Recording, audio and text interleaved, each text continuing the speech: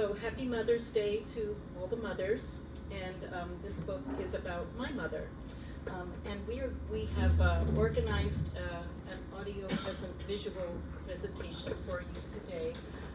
This book is the story of how my mother's family escaped from Nazi-occupied Vienna in 1940. It was a time not unlike our own in many ways, in which there were very strict quotas about coming into the United States, and this was the case even after the U.S. government very much understood what was happening in Europe at that time, and they knew that there were concentration camps, and they knew what was happening at them. And still, the quotas remained the same, but miraculously, my mother's family was able to escape. So we'll start with the next slide. So my mother had told, when I was growing up, my mother shared very little about her childhood. I knew that she'd grown up in Austria, in Vienna. I'd never been there. I didn't know really very much about what her life had been like. Shortly after she died, I was going through some drawers, and I came upon this book, which was a little keepsake book inside. It's, I guess we would call it an autograph book. Your friends, your family members, a few teachers had signed it. It was all in German. I'd never seen this book. I showed it to my father. He'd never seen it. They were married for 54 years. So this book had been tucked in a drawer. At the time when I discovered it, I had no idea that these were a common thing that children had in Austria, and in fact there are archives full of these books, but at that time I did not know anything about what the significance of this book was. Shortly after I found the book, I contacted an institute in New York. It's called the Leo Baeck Institute. They are an institution that researches the history of German-speaking Jews, and one of the researchers there helped me incredibly in doing research for this book. And he told me, in fact, he showed me their archives. They have many, many hundreds of these poesy albums, is what they're called. Often this was the only personal object that a child could bring out with them when they left, if they were lucky enough to leave. The other thing that, we'll go to the next one, the other thing that I had that I discovered was sort of a treasure that I had never valued enough, was an intact photo collection that my grandmother had managed to bring out with them when they came from Vienna. It's a very rare collection in that it goes back to the 1880s and is now completely intact, and I've donated it to the Institute for other people to use for their research. So the story of how they came out is in part based on a business that my grandfather ran. It was called Adolf Eisenman and Son. My family's name was Singer, but the company was started by this gentleman, Adolf Eisenman. They made paper goods for the pharmaceutical industry, which does not sound very glamorous, I know. This is an original invoice from about 1930 that I was able to find in a museum in Croatia. And the pencil writing there with the prices, it is possible that that is my grandfather's handwriting. So what they made, that building in the upper left there is the building where my mother grew up. In the courtyard in the back, you see a factory building. That is quite exaggerated. I have been there, I have seen it. There are no smokestacks, and it's definitely not that big. But, you know, this was advertising, so, and very much, even though this invoice is from 1930, they're still showing the seals of the Austria-Hungarian Empire, which was long gone by then. But they were very proud Austrians, and the Jewish community in Vienna was, they were extremely patriotic. Many of them had fought in the First World War for the emperor, including my grandfather.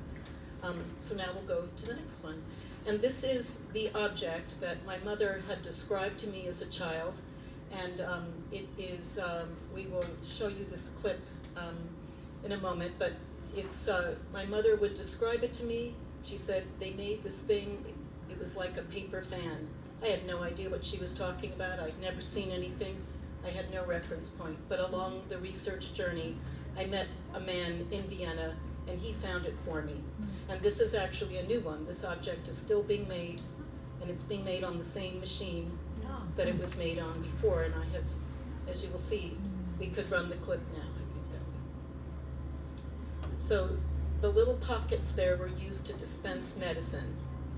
And so powdered medicine. This was back in the 20s and 30s before pills came into use. And this is the machine that makes it. And the paper winds out and gets cut and folded.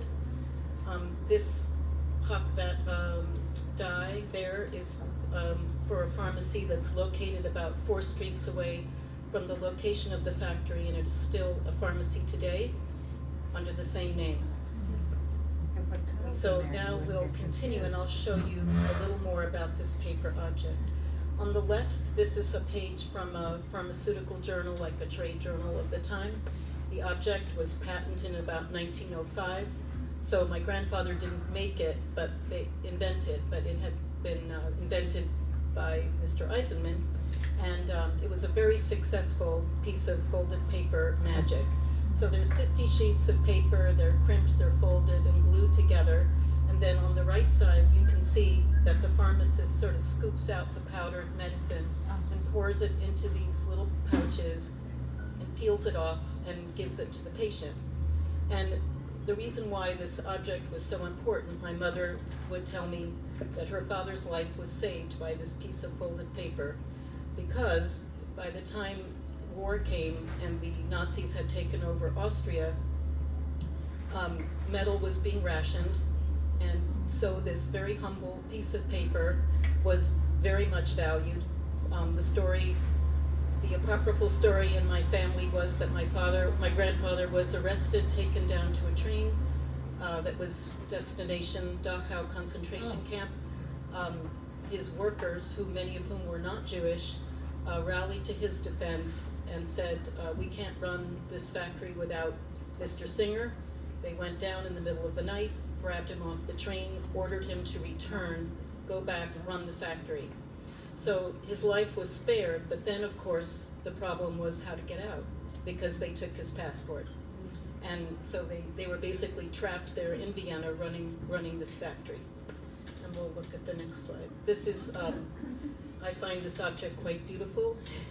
It's humble nature. So this is a new one. So at the factory that makes them today, they told me the only thing that they've done to modify the machine is to electrify it, and they've changed the type of paper. It used to be made with very thin cigarette paper, and it's a slightly different paper. Otherwise, it is the same machine making the same object, which is used for homeopathic medicine in Europe. So it's not unknown there, it's just here we don't use anything like that. So Vienna was a very lively cultural hub of Europe before the war. The Jewish community was extremely integrated into this community. They participated in every aspect of life: music, art, literature, sciences, of course, and of course there was psychology and every aspect of life. They were also involved even in the government. People had a wonderful time from the photographic evidence that I have in my family album. People loved especially going to costume balls. And this is my grandmother on the left. She was not blonde, that is a wig. And that costume is made by hand. I looked at it under a loop and you can see that she hand stitched it. And the flowers are real, so yeah, it's kind of crazy. So that's one of her outfits. In the other photograph, she's there with 2 of her brothers. She is second from the right, dressed as Mozart, I think. Yeah, but this was, so people just had a very, it was a very lively city, and people were enjoying themselves very much. Okay, we didn't skip one, good, okay. The other theme in the memoir that relates to how they got out has to do with mountain climbing. Of course, in Austria, you're living right near the Alps, and everybody went mountain climbing on weekends. It was just a thing, and there were mountain climbing clubs. My grandfather was a member of a charter member of a Jewish mountain climbing club that was formed in 1921, which was after the main Austrian mountain climbing club ejected all of its Jewish members. Oh. And many of the members of this mountain climbing club are very famous, including Viktor Frankl, who you might know as the author of a very famous memoir about his experiences losing his family and searching for life's meaning in the aftermath of the tragedies that he suffered. So he was one of the members of this mountain climbing club. That's him. He's on the ladder. I don't understand it, but he's always with a walking stick, even when he's climbing. And that's his best friend, Jakob Altenberg, who himself was quite a well-known figure. He ran an art gallery in the center of Vienna, and I believe that's his daughter, though I can't confirm that. This photograph was made in May of 1928. My grandmother would have been home very pregnant with my mother, because she was born that year in July. And they are there. I very much appreciated that this photograph was dated, and the location is a kind of a mountainous area not far from Vienna, so you could just drive there in a few hours and go climbing. On the right is, I found this, which was, I've always found a very poignant document. It is the membership card of this Jewish mountain climbing club. There's my grandmother in evening dress. So, obviously, I'm not convinced she did very much mountain climbing. But I'm thinking that it was more like a social club, that people had dinners and, that you spent time with your friends and talked about your exploits. For me, the poignant part is the date, which is 1938. So they had just renewed their membership card for 1938. And then, of course, 2 months later, the World of Jewish Vienna ended literally overnight, and we'll continue. These are just a few snapshots of a very comfortable upper middle class Jewish family. My Uncle Fritz is there in the upper left with his parents and my very elegant grandmother. In the middle is my mom, probably about 2 or 3, with an older relative. And then on the far right are the 3 children. My mother was the youngest, and I think you can tell there that she was quite fierce. And I suppose she had to be with 2 older brothers. This photograph is also, I've included it in the frontispiece of the book. This photograph was taken in January 1938. It's dated on the back. I think what you're seeing is a very comfortable, easygoing life, and my mom is wearing sort of an Austrian style dress. It was very common, sort of outfit.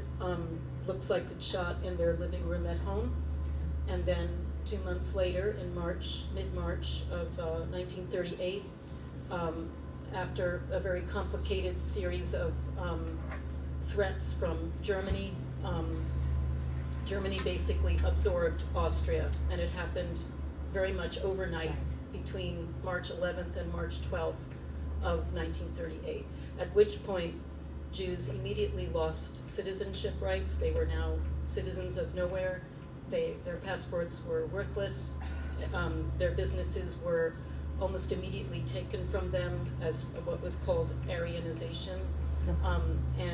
So the factory that my grandfather ran was no longer his factory. It was taken over by somebody else, but they kept him around to run that factory because they couldn't operate that machinery. They didn't really understand how to make that paper fan. So he remained there. So from 1938 to 1940, they were desperately trying to get a passport, and they were trying to get a visa to anywhere. People went to all kinds of places. Some people ended up in Shanghai. People went to South America. At one point, during the most desperate times when they didn't know if they would be able to get the whole family out, they thought of sending my mother to relatives in Argentina. She would have traveled alone. So what they did in the fall of 1938 is they sent the 2 sons away. The older boys were sent to England, where they lived there for many years. One of them eventually did come to the United States as a physician. The other one, the oldest boy, Fritz, never left England and lived there for the rest of his life. So now we'll continue. Inside that poesy album, this is one of the spreads that I must say when I saw it was kind of startling. It's the short film, The Three Little Pigs, the Disney film, did make its way to Vienna in 1939, and it was followed by Snow White and the Seven Dwarfs, which was, of course, a big hit here. So this little friend, Renata, copied out that little song, Who's Afraid of the Big Bad Wolf? Of course, by then, everyone knew who the Big Bad Wolf was, and it was Adolf Eichmann, who had been sent by Hitler to set up his office his offices in Vienna to deal with, quote, the Jewish problem in Austria. We'll go to the next. Eventually, in July of 1939, they were able to get their passports. I think you can see from these photographs just how exhausted they were after this ordeal.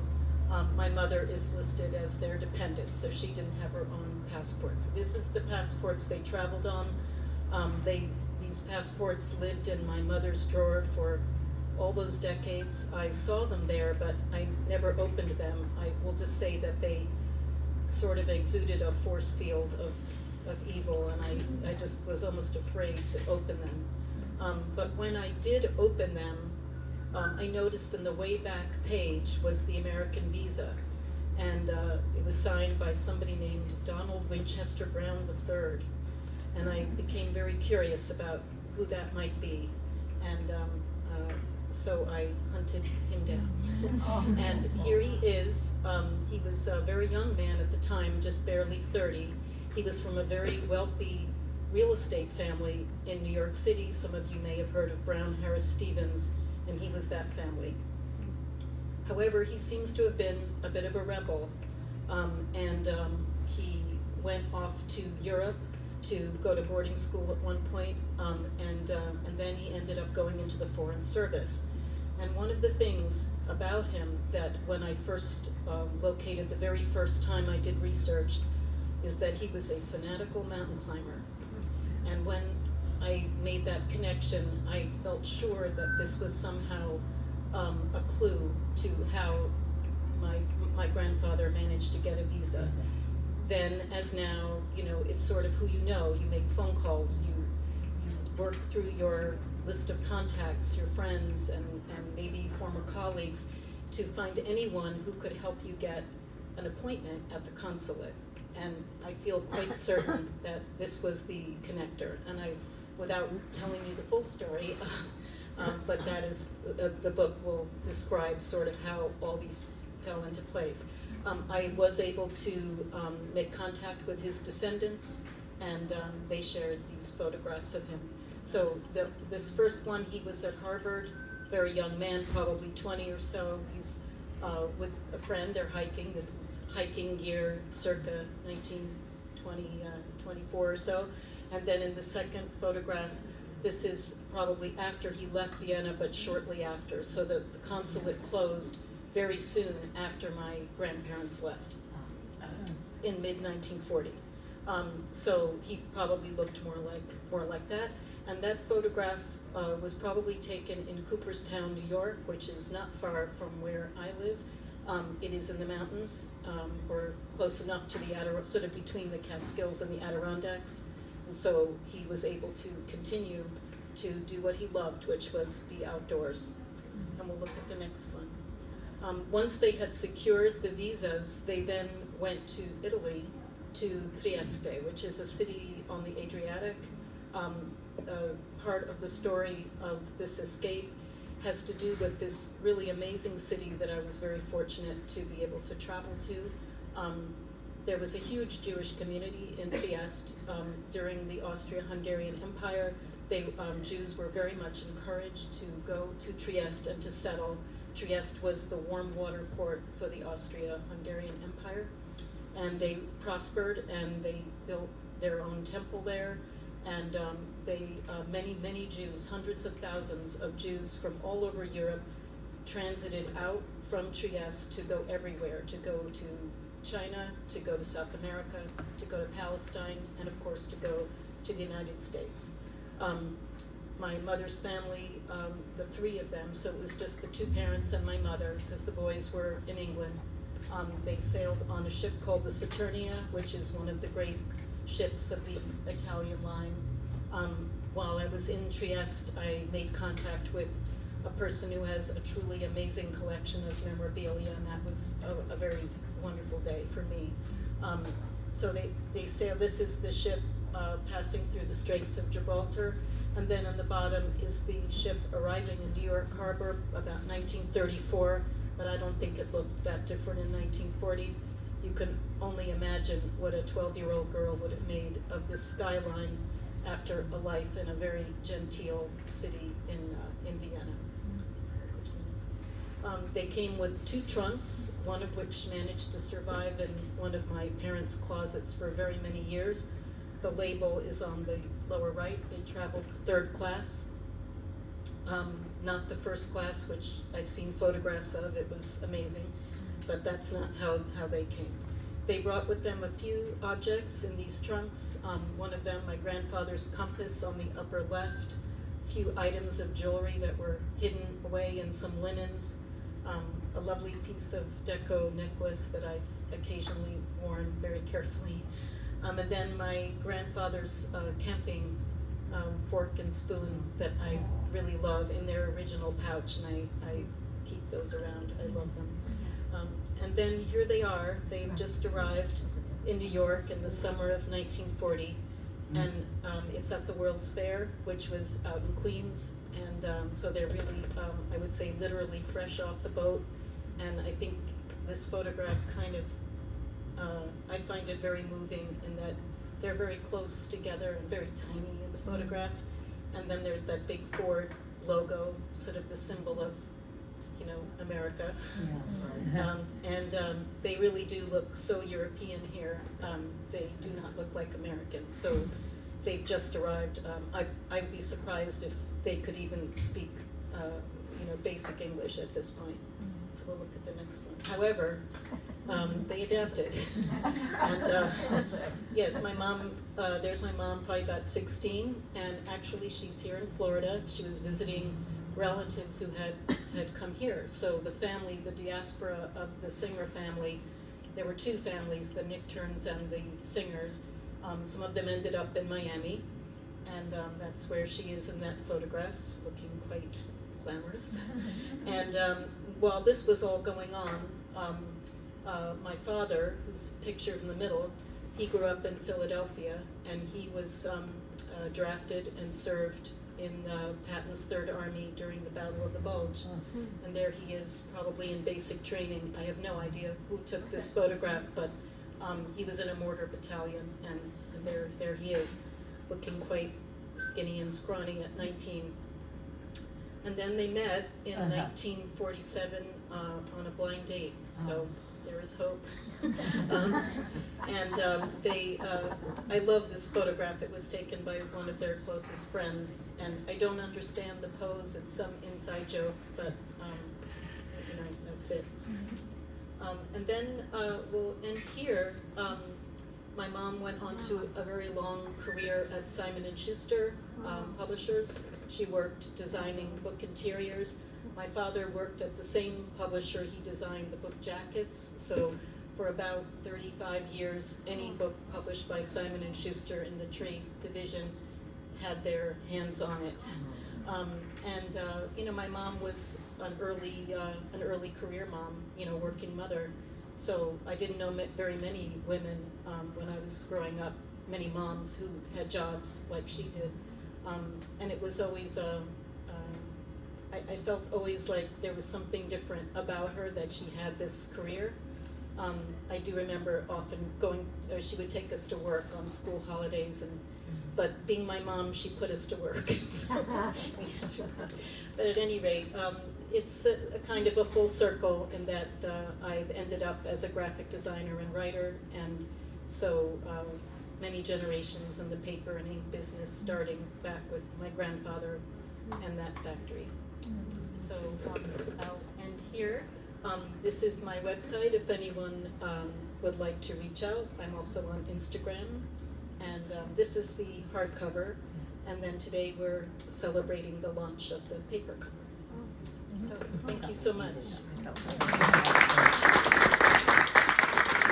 If anyone has any questions, please feel free to ask. We could pass this around. Or? We'll probably just take the questions. Okay. So who has a question? I'm just going to give a compliment. First of all, book one, you can call, get your books early, and I've read your book. I am so impressed with the research that this woman did, where she went, who she talked to, how you did it. You are to be, I'm serious. No, thank you. I couldn't believe your perseverance, your diligence. Yeah. You just prevailed. Yeah, my family, I'm known as a dog with a bone, very persistent. Sometimes that works for me, and sometimes Work for it the book. Can you tell us a little bit about that process, how long it took, the research, the putting it together? Yeah, it did take some years, and a lot of people I know who have tried to do what I've done, you run into a lot of roadblocks. Some of it is language. For example, I don't speak German, so I relied on a college friend to do a lot of translating, a German friend to do a lot of translating for me. Also, this institute that I worked with in New York, they sent me to, they really were instrumental in making this all possible. And then I would say some of the most important work I did, besides reading very widely, was actually traveling there. And it was very important to me to put my feet on the ground of the place where it all happened, and also just to absorb the culture. It's a very particular culture in Vienna, cafe culture. You know, it's much has been written about it. It was the place where writers gathered, and people played music, and it was very much part of the life of Vienna. And it's not exactly the same now, but there are still hints of that world, and that was very important to me. And then I went to Trieste, which I loved, just loved that place. And it's a strange seaside city on the northern Adriatic. They have a very famous wind that blows there that's kind of incredible, the Bora, if you've ever heard of it. It's sort of one of these famous northern winds. It's also a very kind of melting pot city, kind of a small version of New York City in a way, where you've got Croatian, you have Czech, you have people from Germany, France, and the language, the dialect, which I can speak bad Italian, but I really can't understand the dialect because it's really, there's even Serbian in it, so it's sort of a big collection. But it's a very fascinating city with its own story. Yes? What path did your brothers take? Pardon? Your brothers. What path did your brothers What take? path did they take? Oh, my uncles. Right. Yeah. My Your two brothers. uncles that went to London. Yes. Yeah. So one of them, I don't know exactly. It's always been a little vague what he did for a living, but I think he was sort of a salesman. I don't think my other uncle, the middle brother, whose name was Adolf. So just to say, these were very common names. Yeah. My oldest uncle was called Siegfried. Siegfried. Yeah, known as Fritz in the family, and then Adolf, and he was a surgeon, so he eventually came to New York and practiced medicine for many years. And they're all three of them, my mom and her two brothers, have both passed away at this point. Yeah. Yes. Did you encounter people who knew the family in the Vienna context, aside from your relatives? Yeah, what I found, well, it's part of the story, was finding the person who now occupies the space that was once my grandfather's factory, and that was a big key. And then there was also a couple, well, it was a type of building that you might see in Paris, where there's a concierge or a porter in the building. that porter also worked for my grandfather as his factory foreman, and that family, for sure, kept the family alive. I did meet another woman whose family lived in the very same building. It's amazing. I don't understand how that all coincidence happened.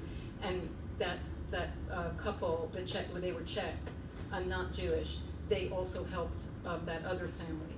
So we know that there were people there who were as distressed by what was happening, and in their own quiet way tried to help families who were trying to leave. Oh, there was someone in back, yes, a blue dress. Thank you, Julie. Your persistence is incredible in the book, and I'd like to just second what you said.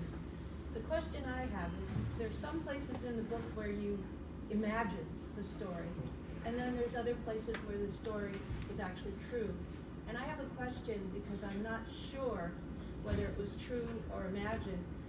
Your grandfather's climbing partner, Jacob Altern, was a gallery artist, gallery owner, and you make the comment in the book that Adolf Hitler actually commissioned a couple of his paintings with Altern early. Is that imagined, or is that? Oh no, that's, yeah, that actually happened. So in this gallery, it was sort of a bit the other way around, where Altenburg, it was I think you'd see them now, like a gallery where they sell art, but also framing services. And so Adolf Hitler, who was then a starving, not especially talented artist, consigned some paintings at this gallery that were really just there to fill frames. He's actually written about Altenburg, is documented in a book by Brigitte Hamann, called Hitler's Vienna, and it's about Hitler's life when he was young in Vienna. But there are scenes that I imagine, but I try to, it's sort of where there were narrative holes, and I wanted to imagine how life might have been for the family, but I announce it to the reader. Yeah, so. Yeah, I couldn't remember. Yeah, no problem. And then in the blue dress, I think you had a question. I've been thinking about the absolute miracle of your grandparents ultimately getting the passports, and I'm wondering if his being essential to the factory allowed them to escape going to the camps in the first place. What had changed? Was there just a little fluke period?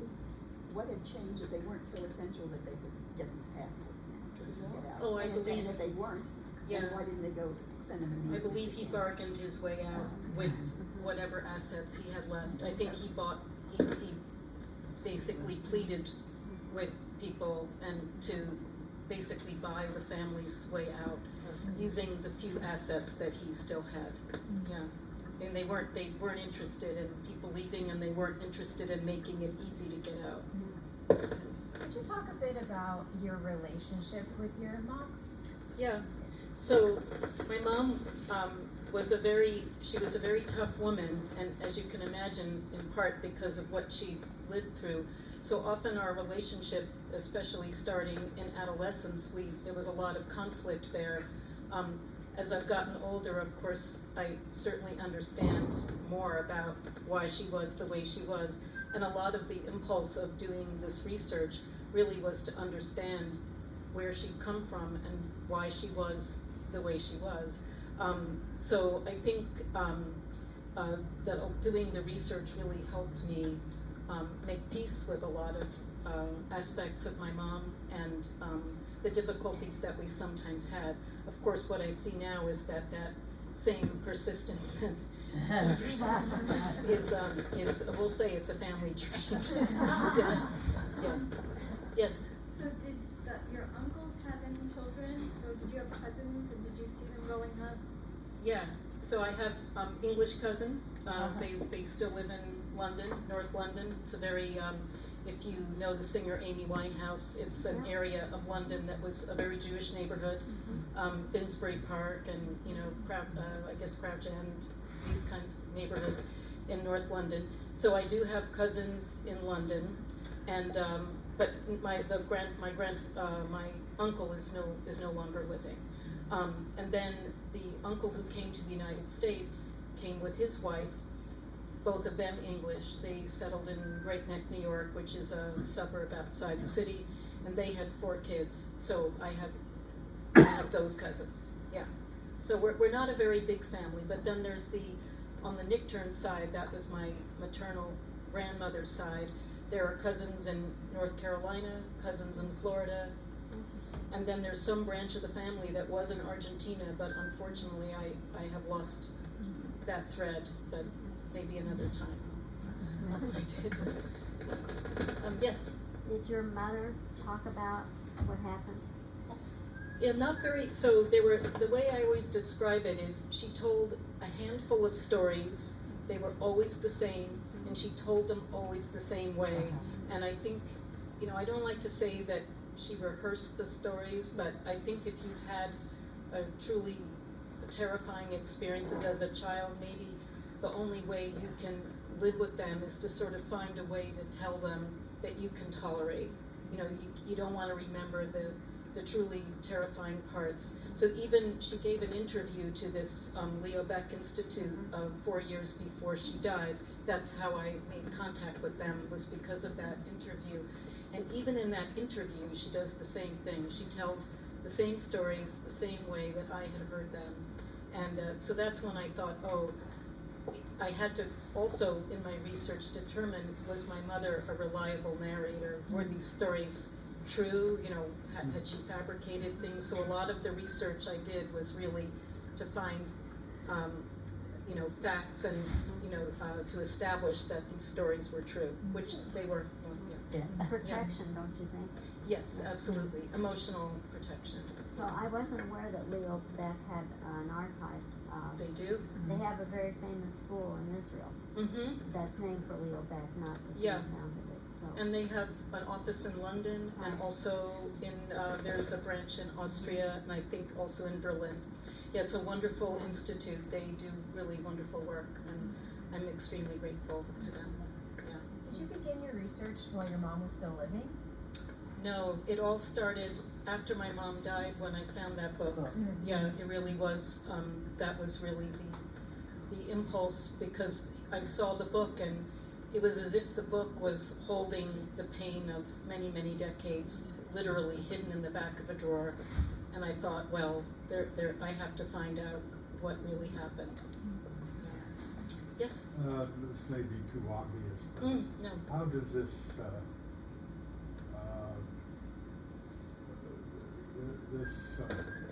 story that you uncovered inform your view of the present day? Well, when I started working on the book, it was, I never thought that I would be writing a timely book about the difficulties of immigration and what happens to people who are persecuted and in war and are forced to leave everything behind. But of course, during that process, you can't help but look around and see what's happening. And really, my heart breaks for the people who are enduring what's happening in Ukraine now, because I know very well that most of those people will not be able to go home again, maybe ever. Maybe their children could return, but their cities have been destroyed, everything's gone, and they don't have anything to return to. So in a way, this is really, for me, it's really about understanding what happens when we wreak havoc on the lives of other people, and what happens with sort of this type of persecution that's based on faith or anything really that causes people to have to flee. I don't think people want to leave their homes. I don't think my mother's family wanted to leave Vienna ever. I think they would have been very happy to stay there. They loved it. They were Austrians, and they were very proud Austrians. So I think it was a kind of betrayal that I'm sure other people in the world who have been forced to leave their homes feel as well. So thank you for that question. All right, last question. I'd like to thank you for having in that book a portion where you have compared that which occurred in the past with that which we are doing now, or living through at the moment, and what that looked like, and what it perhaps will look like. And then a very extensive bibliography, because if you want to learn more about Vienna at that time, occasionally you get to go to a museum and see something like Klimt or Egon Schiele, but that made Vienna alive. That Yeah. made it. I went, especially I did a lot of fiction reading even, there's books in the bibliography. I read a lot of short stories by writers who were working at the time, and I think that really helped create that world. It was really a very special place, the world of Vienna before the war, and it's not even, what Hitler did, it was his intention, was to turn a very vibrant cultural center into a backwater. That is what he wanted to do, because it was a Jewish town. It was it had a reputation of being sort of culturally a bit lefty and, and too many artists and too many writers and, too many musicians and too many creative thinkers thinking dangerous thoughts. You mean maybe you would have been invited to the party? Maybe, yeah, maybe. But at any rate, it was, all of that was destroyed really almost instantly. Yeah, so, yeah. Great. Well, thanks everyone for your questions. And then,